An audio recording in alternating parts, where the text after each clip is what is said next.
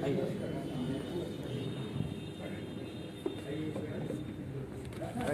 सभी सदस्य Bihar industries association के प्रांगण में आदरणीय डॉक्टर एस सिद्धार्थ साहब का करतल ध्वनि से स्वागत करते हैं।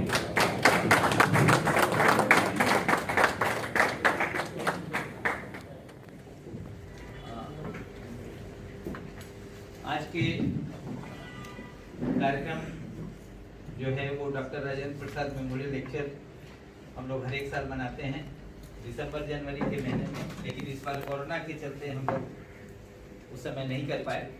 तो आज हमारे जो मुख्य अतिथि हैं इस फंक्शन में वो पधार चुके हैं, डॉक्टर सिद्धार्थ। इनका परिचय किसी माने इनका ये कोई मोहताज नहीं है। ये वेल नोन हमारे बिहार के one of the top most bureaucrats ही नहीं है, हमारे बिहार के finance manager, you can say कि ना फिनांस डायरेक्टर, फिनांस मैनेजर जो आप कह लीजिए वो है। तो सबसे पहले बिहार इंडस्ट्रीज एसोसिएशन में मैं यहाँ पर उनका गुलदस्ता पौधा देकर के उनका स्वागत करूँगा।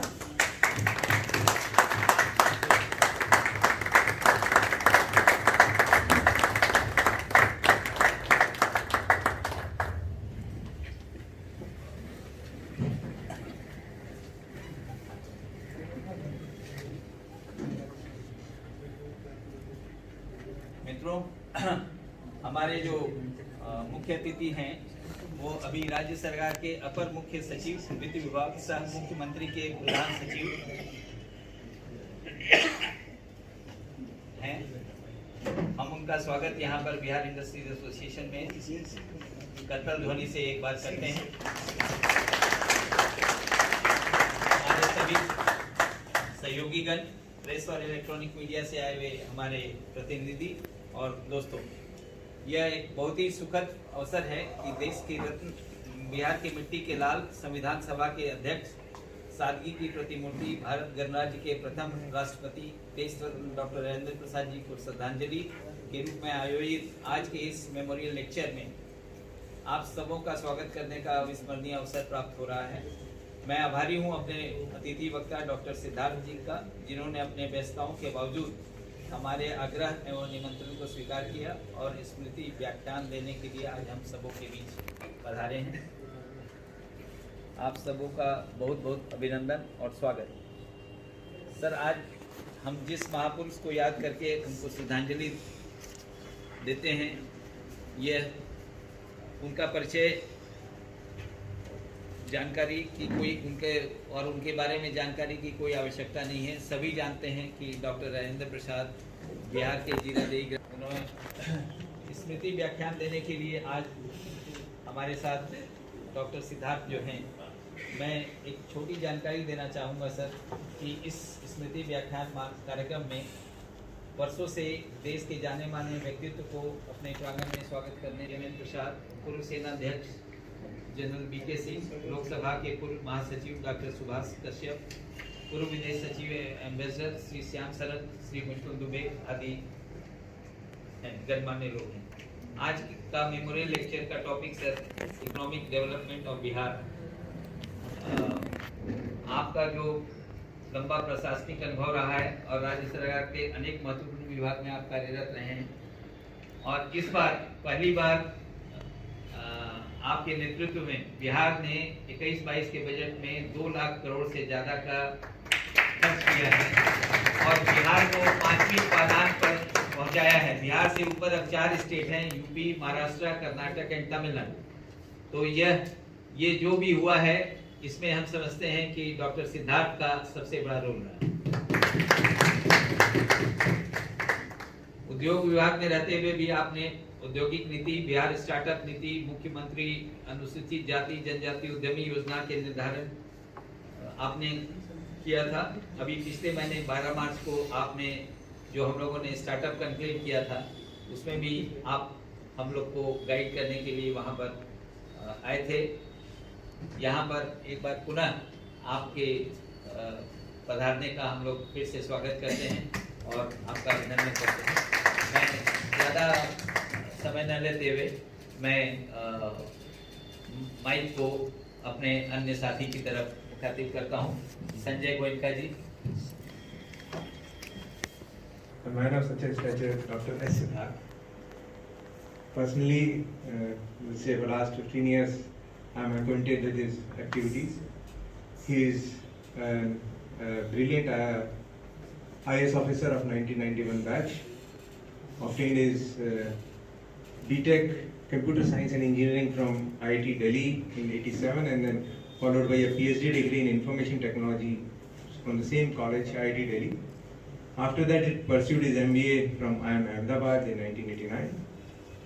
He is, to the best of our surprise, he is also pursuing his second PhD degree from BHU. So at this stage, he is still pursuing his second degree. And at present, he is a very responsible post of Principal Secretary to the Honorable Chief Minister, Government of Bihar. In addition to the post of Additional Chief Secretary, Finance Department, and he's already proved his mettle by spending more than 2 lakh crores in one financial year. He is also on the board of directors of Ellen Mishra Institute of Economic Development and Social Change. He is chairman and director of Center for Economic Policy and Public Finance in Patna. And in spite of so much of academic excellence and his commitment to his job, his personal pursuance, he's a excellent professional wildlife photographer. A few of our members have the privilege of seeing his wildlife photography. A painter and a cartoonist as well. So those are his personal characteristics. And his websites are there where you can see his photographs. siddharthphotography.com. Instagram and Facebook also you can find his photographs. He has a video channel, YouTube also, where you can have this photographs of his wildlife photography. In last 31 years of his service as an IAS, he has served as a district magistrate of few districts like Muzaffarpur, Bhojpur, Aurangabad, Dohata. And he has in his early stage of life, he had a tenure at central government as a director, Ministry of Heavy Industries. And in Bihar government of late, he was worked quite a lot as a Secretary Urban Development. And while working as secretary, he was responsible for drafting Bihar Urban Planning and Development Act 2014, Bihar Urban Planning and Development 2014, and Bihar Building Bylaws 2014, which we all are. There is recent amendment was done in that. And he was also responsible for initiating the process of DPR for Patna Metro for work which has started, and master plan for Patna metropolitan area. So in urban department, much of a contribution as on date has been given by him. And he served twice a term as a Principal Secretary of Industry Department, our nodal department. In IDC, he drafted the Industrial Policy 2016, Bihar Investment Act 2016, and Bihar Investment Rule 2016. And the most important, he was pioneer in drafting Bihar Startup Policy 2017. Most of the startup ecosystem which we are seeing is because of his. And the other areas which he has handled assignments are in the field of handloom, handicraft, silk, skill development. Ease of business reforms, he is one of the, he is instrumental, he tries that maximum, say you can, all the maximum ease of doing business reforms are taken by him. He has also been the Additional Chief Secretary, General Administrative Department, Secretary Public Grievances, and he specializes in areas of commerce, industrial investment, e-governance. He has been a director on the board of many central PSUs, and as on date, he is director on all the state PSUs. And with these words, I once again present Dr. Siddharth for this August gathering.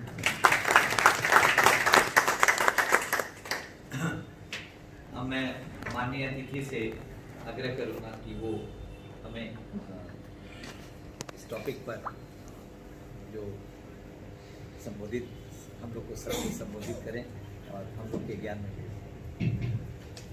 धन्यवाद संजय गोयनका आपके generous introduction के लिए, और हमारे BI के president Shri Arun Agarwal, former president KPS Kesari, former president Ramlal Khetan ji, हमारे इस सभा में उपस्थित professor PP Ghosh, professor N K Chaudhary, doctor Saroj Sinha और सभी हमारे आज इस सभा में उपस्थित सभी गणमान्य व्यक्तिगण, बिहार के इकोनॉमी के बारे में आज जब मुझे कहा गया कि बिहार के इकोनॉमिक डेवलपमेंट के बारे में आप कुछ चर्चाएं करें, तो मुझे लगा कि मेरे से ज़्यादा जानकारी तो इंडस्ट्री के बीआई के लोग और साथ ही हमारे एकेडमिशियंस जो आज उपस्थित हैं वो ज़्यादा जानकारी रखते हैं। मैं एक प्रैक्टिशनर इकोनॉमिस्ट हूँ, मतलब ऐसा नहीं है कि मैं जो प्रैक्टिस करता हूँ उसी के बारे में बात करता हूँ। और इस राज्य में जो फाइनेंशियल प्लानिंग है, फाइनेंशियल मैनेजमेंट है, उसका जिम्मा मेरे पास है। तो जो भी मेरा पर्सपेक्टिव होगा, मेरा और जो विचार होंगे वो उसी डायरेक्शन में होंगे।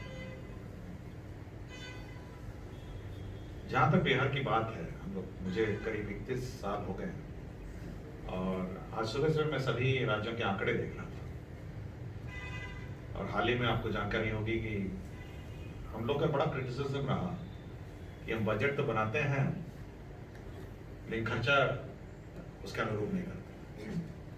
और मेरा ये चौथा बजट था और चौथा बजट बनाते समय भी मुझे लगा कि कम से कम राज्य इस क्रिटिसिज्म से बाहर है कि बजट और जो एक्सपेंडिचर है उसमें काफी गैप नहीं है।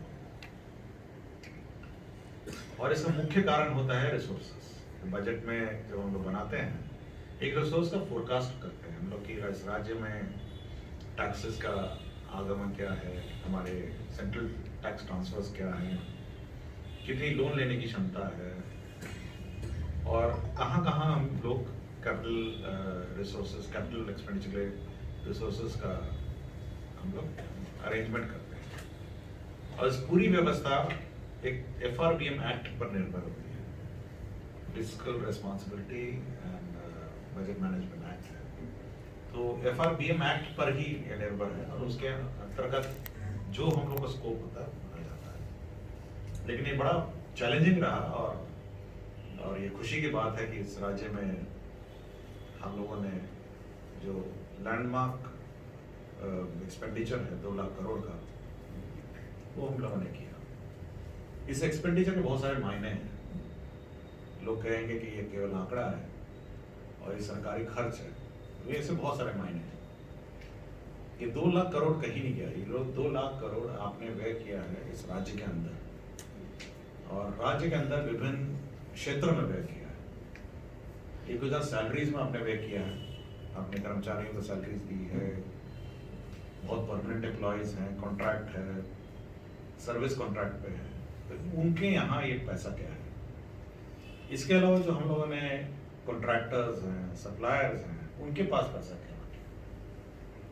और बाकी जो सामग्री हम लोगों ने क्रय किया, हम लोगों ने सीमेंट क्रय किया, बालू का क्रय किया, गिट्टी, ईटा और जो कमोडिटीज हैं हम लोगों ने क्रय किया, ये सारा क्रय हम लोगों ने इसी जो हम लोगों ने एक्सपेंडिचर लिमिट्स हैं उसके अंतर्गत किया। तो करीब 2 लाख करोड़ का जो मनी है, जिसको हम लोग मनी सप्लाई कहते हैं, ये टोटली आपके जो इकोनॉमी के अंदर जो कंट्रीब्यूशन है, ये उस इकोनॉमी के अंतर्गत हम लोगों ने कंट्रीब्यूट किया और यही पैसा सर्कुलेट होता है। यही पैसा आपके दुकानों में जाके हमारे जो एम्प्लॉयज़ हैं खर्चा करते हैं, परचेजेस करते हैं और हमारे इंडस्ट्रीज़ के जो प्रोडक्ट्स हैं उसको खरीदते हैं। और ये मनी सप्लाई का एक सिस्टम है जो हमारे इकोनॉमिस्ट हैं वो और ज़्यादा विस्तृत में बता सकते हैं। लेकिन इतना कंट्रीब्यूशन जो सरकारी स्तर पर है, ये सरकारी एक्सपेंडिचर है, वो हम लोगों ने किया। एक दूसरा कंपोनेंट इस इकोनॉमी में जो कंट्रीब्यूट करता है वो है इंस्टीट्यूशनल फाइनेंस। और इंस्टीट्यूशनल फाइनेंस वो है जो हमारे बैंक के माध्यम से कंट्रीब्यूट होता है। और बैंक के माध्यम से जो लोनिंग होती है, लोन सिस्टम होता है, जो बैंक्स लोन देते हैं, वो भी इकोनॉमी में as capital expenditure, working capital expenditure उसके माध्यम से होता है और वो भी करीब 1,20,000 30,000 के आसपास होता है। तो ये दोनों मिला के साल करीब वही 3 लाख 30,000 का कंट्रीब्यूशन इसी पर होता है। इसके अलावा हमारे रेमिटेंसेस है, हमारे जो हमारे वर्कर्स हैं, हमारे जो भाई बंधु अन्य राज्यों में काम करते हैं, वो अपना पैसा भेजते हैं और वो यहाँ पे स्पेंड होता है। तो जो कंट्रीब्यूशन है इन सभी का, तो बाकी अन्य छोटे सेक्टर्स हैं जो लेस देन 5,000-10,000 करोड़ है, ये सभी मिलके हमारी इकोनॉमी निर्धारित करती है। सरकार ने तो अपने सर से जो एक्सपेंडिचर किया है, मैं अभी देख रहा था आंकड़ा, हम देख रहे थे कि हम लोग one of the largest highest state है पूरे देश में in terms of expenditure as a percentage of GST. और ये बड़ा आश्चर्य बात है, मुझे बड़ा आश्चर्य लगा है, आंकड़ा देख रहा था कि हम लोग as total expenditure as a percentage of GDP हम लोग 30% है, और हमारा नेक्स्ट राज्य उत्तर प्रदेश है 24 है, छत्तीसगढ़ है बहुत छोटा 12% है, 24 है, मध्य प्रदेश उड़ीसा 24% है, राजस्थान 22 है, वेस्ट बंगाल 17 है। तो 30% of expenditure as percentage of GDP आप सोच सकते हैं कि हमारा ये एवरेज है 15, 16 और 21, 22 में एवरेज है, 5 साल का जो एवरेज है उसमें we are the highest in the country. और अगर हम लोग देखें परसेंटेज ऑफ जीएसडीपी 19-20 का, तो छत्तीसगढ़ का 23 है और बिहार का 22 है, और उसके बाद हिमाचल, उड़ीसा, उत्तर प्रदेश, झारखंड और बड़े बड़े जो राज्य हैं जिसके बारे में हम लोग कहते हैं बड़े विकसित हैं और जिसके बारे में हम लोग अपने बारे में ही भावना रखते हैं। कभी कभी कहते हैं ना कि हम लोग अपने बारे में, हमको ही अपनी मतलब व्यवस्था पे और अपने ही स्थिति पर बड़ी हीन भावना हो जाती है। उन राज्यों की स्थिति अगर देखेंगे, तमिलनाडु 13% है, हरियाणा 13% है, तेलंगाना 13 है, कर्नाटका 12 है, महाराष्ट्र 11 है और गुजरात 10% है। और कहाँ हम 22 और कहाँ वो 11, 10, 12 और कंपैरिजन है। तो आप सोच सकते हैं कि कितना पैसा हम लोग और सिस्टम में एज ए पैसा एक्सपेंडिचर हम लोग करते हैं। दूसरा ये है कि जो हमारा इंस्टीट्यूशनल फाइनेंस है वो आज भी बड़ा मतलब ये स्टिल मैटर ऑफ चैलेंज है, और जिस दिन ये सुधर जाएगा हमको लगता है कि we overtake many of the developing economies. और हम लोग कोशिश करते हैं, हमारा सीडी रेशियो आज भी स्टेट बैंक का उस दिन काफी मतलब डिस्कशंस हुए थे हमारे के, शायद कुछ बीआई के सदस्य उस दिन हुए होंगे, but they just had the CD ratio 32%, 32.something%। कुछ बैंक के 40 थे, कुछ के 45 थे, एंड ओवरऑल सीडी रेशियो जो हम लोग गवर्नमेंट बोरिंग मिला के करीब 50 पार किए थे। But state bank, bank like state bank और बैंक लाइक और द अदर लार्जर बैंक्स, अगर उसका जो सीडी रेशियो है, सीडी रेशियो का मतलब ये है कि जो राशि हमारे भाई बंधु सभी इंडस्ट्री और सब लोग पैसा बैंक में जमा करते हैं, उसका कितना पोर्शन और कितना परसेंटेज हम लोग इस इकोनॉमी में वापस लगाते हैं। आप समझ सकते हैं कि अगर आपने 100 रुपए लगाया, 100 रुपए हम लोगों ने जमा किया, अगर उसका हम लोग 60-70% इस इकोनॉमी को चलाने के और इस इकोनॉमी के मनी सप्लाई और इस इकोनॉमी में जो पैसा पंप करना है, अगर वो उसका केवल हम 30% ही करें और ये बाकी जो 70% है वो अन्य राज्यों के इकोनॉमी में जुड़ जाए, मतलब वो चला जाए तेलंगाना में, तमिलनाडु 110% आपकी जानकारी है, महाराष्ट्र भी वो उतने ही पे ही है, 98 या 99 है, गुजरात भी 100 के आसपास है, और महाराष्ट्र का भी वो है। अगर आप सोच सकते हैं कि जो यहाँ का पैसा है, जो यहाँ का पब्लिक का, रेमिटेंसेस का, डिपॉजिट्स का, अगर ये मनी अगर किसी अन्य राज्य में चला जाए तो आप सोच सकते हैं कि उसकी इकोनॉमी में क्या एडिशन होगा, उसकी इकोनॉमी में ग्रोथ क्या होगा, उसकी इकोनॉमी में डेवलपमेंट क्या होगा और हमारे इकोनॉमी में क्या होगा। इसलिए हम लोग का बहुत जोर रहता है, बहुत जोर रहता है, लेकिन गवर्नमेंट स्पेंडिंग बहुत लिमिटेड रहता है। बहुत गवर्नमेंट स्पेंडिंग हम अपार लोन नहीं ले सकता, मैं अपार, मेरे रेवेन्यू सोर्सेस नहीं है, मेरे अनलिमिटेड मेरे टैक्सेस सोर्स ऑफ टैक्स नहीं है, मेरे अनलिमिटेड कुछ नहीं कर सकता है।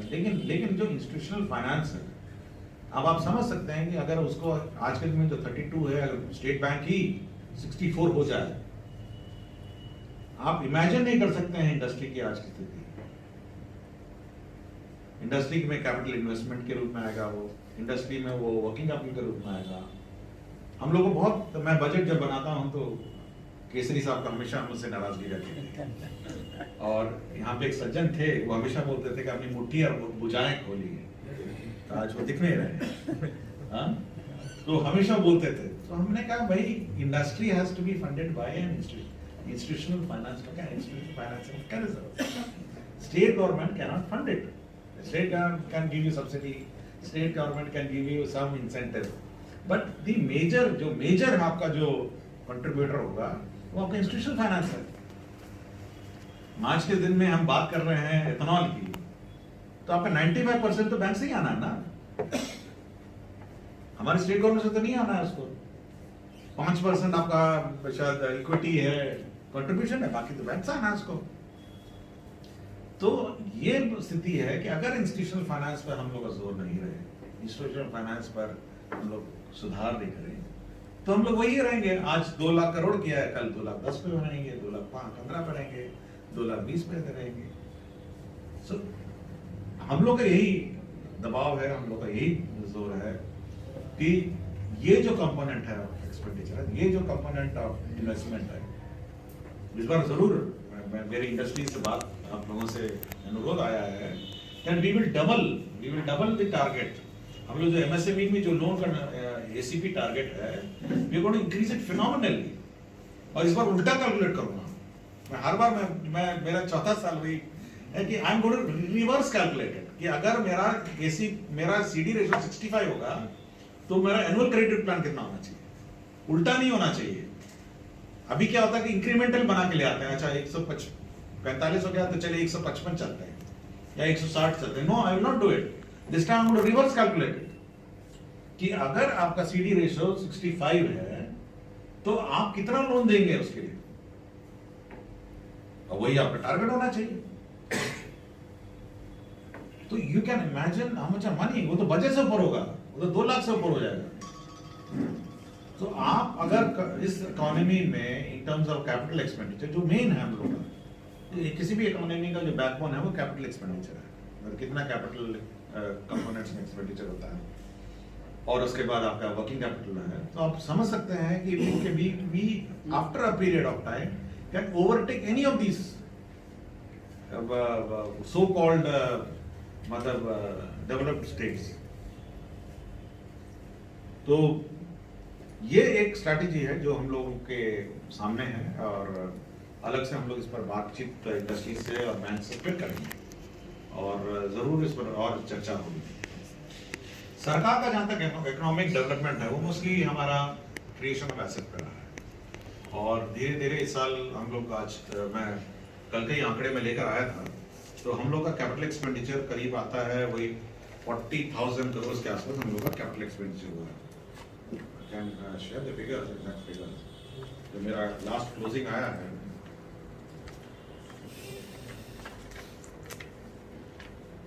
हमारा जो कैपिटल एक्सपेंडिचर हुआ है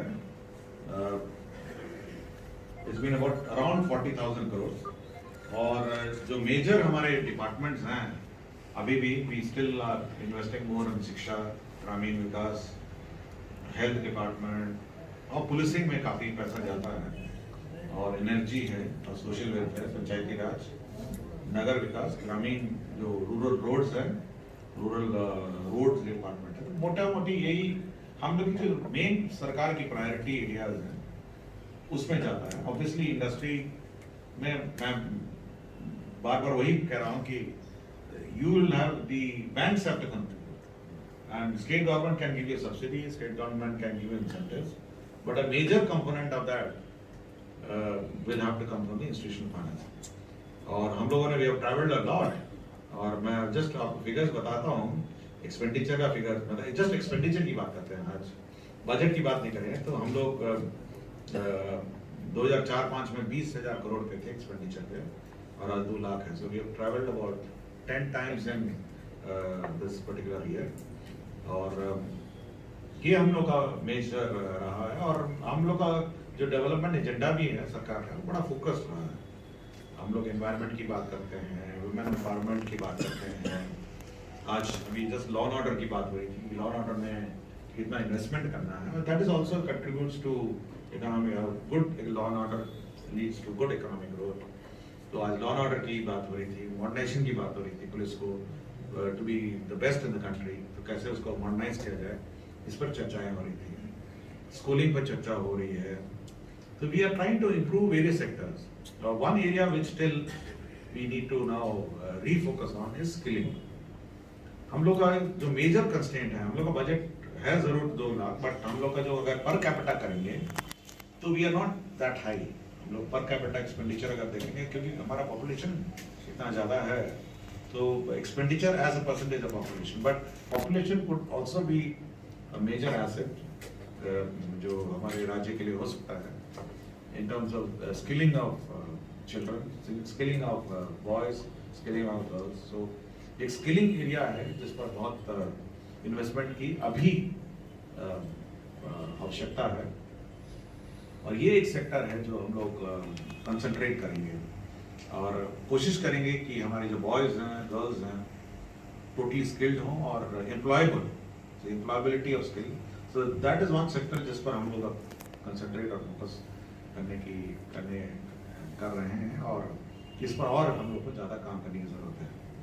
जहाँ तक सेक्टोरल हमारा कंट्रीब्यूशन है टू जीएसडीपी, आज के दिन पॉपुलेशन तो हम लोग का कृषि में बहुत ज़्यादा है, but value addition still is the lowest in the primary sector. और एक आंकड़े मैं सुबह इकट्ठा कर रहा था, हमारे प्राइमरी सेक्टर में जो सेक्टोरल कंट्रीब्यूशन है, अभी प्राइमरी में 19% है, जबकि हमारी पूरी पॉपुलेशन प्राइमरी सेक्टर में है। सेकेंडरी में भी 19 है, टर्शियरी में 61 है। और हम लोग का जो मेजर सेक्टर जिस पर हम लोग अब रीफोकस करने वाले हैं, वो क्रॉप्स के अलावा हम लोग का जो एलाइड सेक्टर है, दैट इज वन एरिया जो कि पशुपालन विभाग देखता है, उस पर मेजर फोकस हम लोग करने वाले हैं। और मेजर प्लान्स हैं उसके, और major plan in terms of poultry में, फिशरीज में, पोल्ट्री में, animal husbandry, that is one major focus area. और आपकी जानकारी में मैं देना चाहता हूँ कि हमारे इस राज्य में जो सबसे हाईएस्ट ग्रोइंग सेक्टर है, जिसमें ग्रोथ हाईएस्ट है, वो ये सेक्टर है, वो animal husbandry, fisheries, poultry, this is the largest growing sector. और जो नेशनल एवरेज है, और इवन नेशन वाइड अगर आप हमारा ग्रोथ देखेंगे, so you find that this is the largest growing sector. So that is one sector which where we are trying to concentrate on.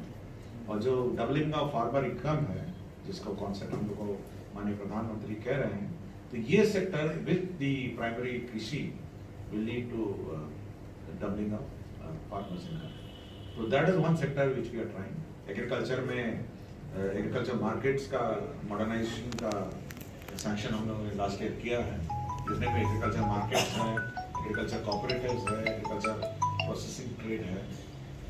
So agriculture में just agriculture production पर नहीं ध्यान देके उसका agriculture processing, agriculture marketing, agriculture aggregation और interstate trade जो है of agriculture commodities, इस पर हम लोग कंसंट्रेट करेंगे। सो प्राइमरी सेक्टर में हम लोग का बेसिक फोकस है एग्रीकल्चर को और वैल्यू ऐड करना, एनिमल हस्बेंड्री, पोल्ट्री और फिशरीज पे काम करना, और सेकेंडरी सेक्टर में हमारा कंस्ट्रक्शन है, कंस्ट्रक्शन इंडस्ट्रीज है, और टर्शियरी सेक्टर में हम लोग सर्विस सेक्टर जो है, इस पर भी हम लोग को कंसंट्रेट करना होगा इन terms of service delivery. Obviously IT sectors है, मेडिकल सर्विसेज है, तो ये सारे हम लोग ट्राई कर रहे हैं। और land which is a constraint, हम लोग कहते हैं land which is a constraint, इस पर एक नई लैंड पूलिंग पॉलिसी अभी विचारार्थ है राज्य में, जिसमें लैंड पूलिंग कर वेरियस जो सेक्टर्स पर फोकस हम लोग करेंगे, स्पेशली हेल्थ केयर है, IT है, और सभी इंडस्ट्री एरियाज है। लैंड पूलिंग से हम लोग कुछ लैंड निकालने की कोशिश करें, ताकि इन सभी सेक्टर्स में लैंड की कमी नहीं हो। और लैंड ऑब्वियसली बहुत सारे एरियाज में हम लोगों ने एक्वायर किया है, और मेजर हाईवेज के बगल में भी लैंड एक्वायर करने का प्लान है। हम लोग एक लॉजिस्टिक पार्क डेवलप हो रहा है ऑन नियर बोध गया, आपको सबको जानकारी होगा, करीब huge chunk of land near बोध गया। और जैसे ही हमारा जो कॉरिडोर बनेगा, हमारे जो ईस्ट वेस्ट ये जो कॉरिडोर है, फ्रेट कॉरिडोर है, तो we will have a major logistic hub there, which is also one of the major contributor to the economic growth of the state. So logistic hub है आपका। तो broadly जो हमारे विभिन्न सेक्टर्स में प्लान है, और जो विभिन्न सेक्टर्स में कार्य हो रहे हैं, So I think Bihar is on the right path, and it's already got the increasing graph. और जो स्मॉल सेक्टर्स हैं, जो हमारे माइक्रो एंड टाइनी सेक्टर्स हैं, ऐसा नहीं है कि केवल हम मेजर इंडस्ट्रीज की बात करते हैं, जो नॉर्मल सेक्टर्स, टाइनी सेक्टर्स हैं, तो उस पर भी हम लोगों ने बहुत काम कर चुके हैं और we are also trying to speed up the process. Manpur से हमारे फ्रेंड भी बैठे भी हैं, तो handloom sector is one sector which we are trying to modernise the handlooms, the power looms. साथ ही साथ अवेलेबिलिटी ऑफ मलबरी, हमारे 7 जिले हैं जिस पर हम लोग मलबरी प्रोडक्शन शुरू किए हैं। हमें ये बहुत ही कमेंडेबल है कि हम लोग मलबरी डेस्टिनेशन भी होने वाले हैं 7 जिले। और तसर जो झारखंड के बॉर्डर जिला है, बांका है, जमुई है और नवादा कैमूर है, तो तसर डेस्टिनेशन होगा। So the mulberry in tussar produced in these areas will be woven into fabric by Manipur and Bhagalpur. तो ऐसा नहीं है कि हम लोग अन्य सेक्टर्स पे भी काम कर रहे हैं। साथ ही साथ हमारी जो खादी है, so increasing the khadi charkhas, looms, उस पर भी है। और हम लोग चाह रहे थे कि जो मॉडल हम लोगों का था कि एक समय था हम लोग सोचते थे कि बड़े इंडस्ट्रीज नहीं आएंगे, तो हम लोगों ने क्या किया कि we started to getting smaller industries in place. और स्मॉल इंडस्ट्रीज का मतलब है जो टाइनी है। PMGSY में बैंकिंग में बहुत प्रॉब्लम हुई थी, तो we got in this SCS की उद्यमी योजना इन प्लेस। और हम लोगों ने कहा कि लेट अस स्टार्ट। और ये एक्चुअली मुझे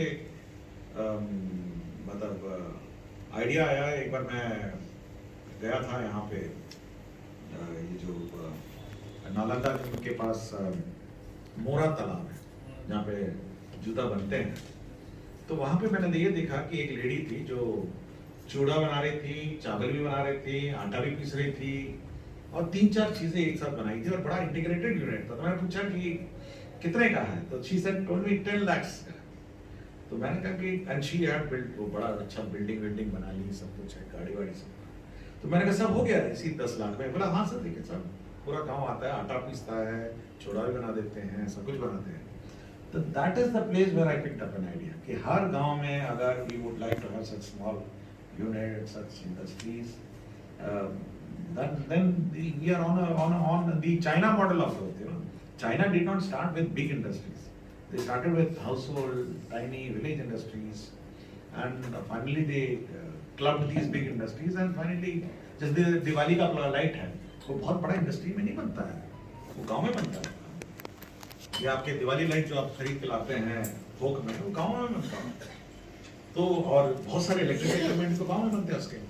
तो we thought कि this is one model which we should adopt, that we should be a hub for startup, hub for small industries। और हमारा प्रोसेसिंग जो प्री प्रोसेसिंग है, obviously large पोस्ट प्रोसेसिंग नहीं हो सकता, but pre processing of agriculture produce, तो ये सब हम लोग जो गांव में ही हो और एग्रीकल्चर प्रोड्यूस गांव में ही प्रोसेसिंग। और आज के दिन में I am happy to see that काफी अच्छे यूनिट्स लग गए हैं। और कुछ लोगों ने टेंट वाला स्कीम लिया, कुछ लोगों ने फूड प्रोसेसिंग लिया, कुछ ट्रैवल इंडस्ट्री में भी गए, मतलब ट्रैवल, टूरिज्म, काफी वाइड रेंज ऑफ एक्टिविटीज में लोग गए। तो it's a very welcoming sign that हमारे आज के youth instead of getting into सरकारी नौकरी or into the small micro enterprises which will add to the economy of the state.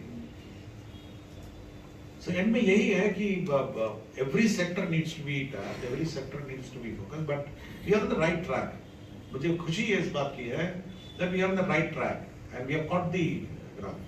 मैं आज ग्राफ भी देख रहा था, this is now straight up top graph। मतलब हम लोग जो एक्सपेंडिचर है, हमारे जो इकोनॉमी का ग्रोथ है, now we are on a very steep growing curve, और I am very sure that we will catch up. We'll catch up with any of the developed states.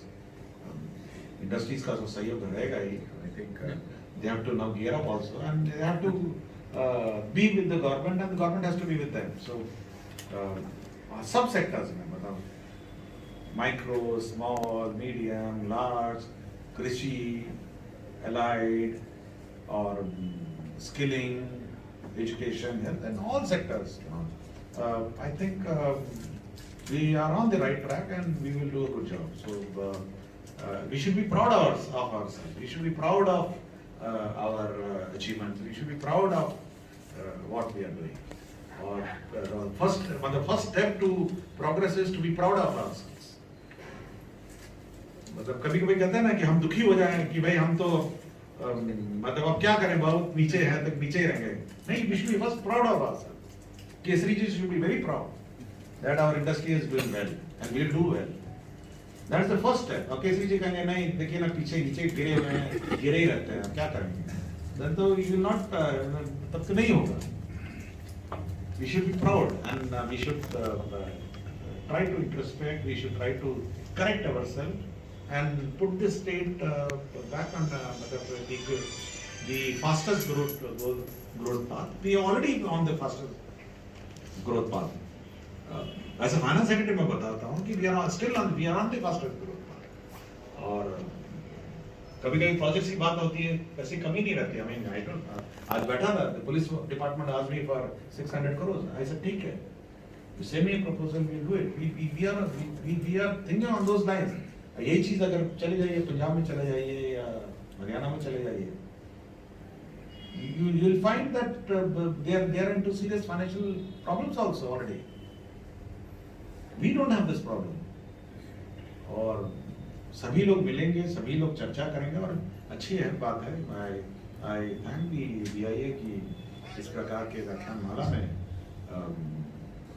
मतलब we get to meet everybody, hear everybody, and मेरे से I'm not that high profile as my earlier speakers who have been delivering lectures on this forum, but we still have. I'm a practitioner. मैं तो practitioner की बात कर रहा हूँ. Professor N K Chaudhary को मैं टीवी में ही देखता हूँ. तो इतना सुना देते हैं कि हमको लगता है कि भाई अब हम क्या करें. तो I keep hearing him, and Professor P.B. Ghosh is part of our team. So and other people, HOD economics, Dr. Saroj Sinha, ये सब काफी मेरे से ज्यादा जानते होंगे. मैं तो अभी भी इकोनॉमिक्स का स्टूडेंट हूँ, PhD हुए और अभी PhD का मेरा सेकंड ईयर होने वाला है. तो मैं तो स्टूडेंट ही रहता हूँ. किस सब्जेक्ट में? इकोनॉमिक्स है, पब्लिक फाइनेंस है, इकोनॉमिक्स में है और यही चल रहा है.